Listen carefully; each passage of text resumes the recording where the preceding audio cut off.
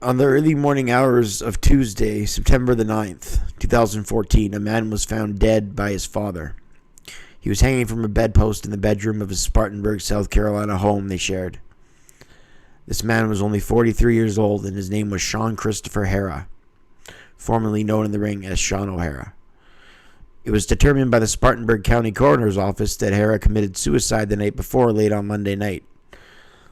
Fellow wrestler and friend Scotty Riggs said O'Hara battled with depression and substance abuse for years, even attending the WWE's rehab program 6 different times, looking for help that would never truly come, unfortunately, because of the disease of the mind. Hello everyone, Brett Mix here. It's Saturday again, so it's time for another In Memory Of video. It's important for me not to miss a week to remember those wrestlers, no matter how high on the card they were. They all deserve to be remembered. I want to break the cycle of forgetting. It's needed for videos like this because people will say things like, we'll never forget you, but this is the way that we don't forget, is we keep them alive through videos, through anything we write. It could be anything we talk about. I remember when his death came in the news in September 2014, it was barely covered by the media or WWE because, let's face it, he wasn't a big-time main eventer. And that's unfortunate because all wrestlers deserve to be remembered. They spent years entertaining us, and to not be remembered is tragic. Today we look at the tragic case of Sean O'Hara. Again, not a main eventer or a big mid-carder. He was a former 3-time WCW Tag Team Champion.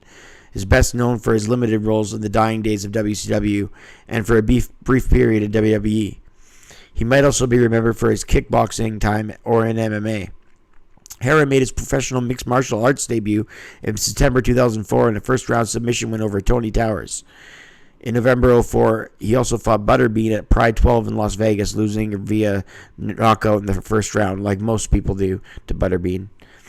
In 2007, Haire took part in the Champions Quest Fighting Challenge. He was successful in his first fight on September 29th against Daryl Wood and beat Frankie Parkman, on December the 7th. However, he never fought again after December 2007. Haire defeated Tony Towers with a guillotine choke in the first round. Haire had many MMA fights on a smaller scale as well. In his personal life, he was married and divorced and had problems with many girlfriends via domestic violence situations, all symptoms from a man clouded with depression and substance abuse control issues. Unfortunately, when drugs and depression are mixed, it can get the better of you and sometimes take you all the way, as we saw with Sean, and make you do things that you'd never do otherwise. He made his WWE debut as a member of the Alliance for Team WCW, and in the early years of 2003, he had a captivating gimmick, which was set to debut, called the Devil's Advocate. It was a Devil's Advocate type role, anyway, where the WWE would release several vignettes of O'Hare talking about how bad always wins. He would end these vignettes by saying, "I'm not telling you anything you don't already know." He would tell people to commit adultery, break the law, not pay taxes, not go to church, among other things. He convinced Spanky to run around the crowd shrieking.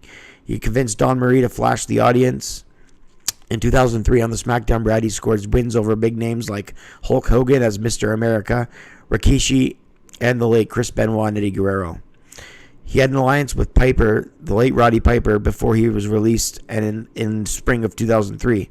In late November 2003, he was involved in a motorcycle accident which required multiple stitches and kept him out of action for the next month or so. When he recovered in February, he was sent back to OVW before being released ultimately in spring of 2004 on April the 3rd.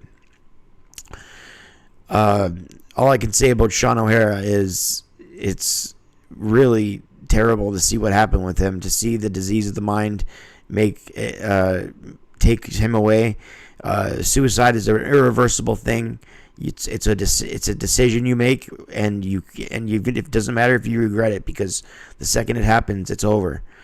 And it makes me think of some of my friends who have committed suicide. I'm sure people watching this video have friends or family that have committed suicide, and I'm so sorry to each and every one of you. It is one of the worst things that can happen to somebody. I can't think of anything worse, really, because it's so preventable. And unfortunately, for Sean O'Hara, he figured his life wasn't. So I'd like to remember him as I do. It's important for me to do these videos every Saturday. I pump out videos every day on the history of wrestling, and I'm having a blast doing the Monday Night Wars right now. But I won't ever miss a Saturday remembering those who have spent the years entertaining us, or those who have destroyed their brain spending years to entertain us, like Sean O'Hara. All I can say is rest in peace, Sean. The wrestling world will mourn him. I'm Brett Mix.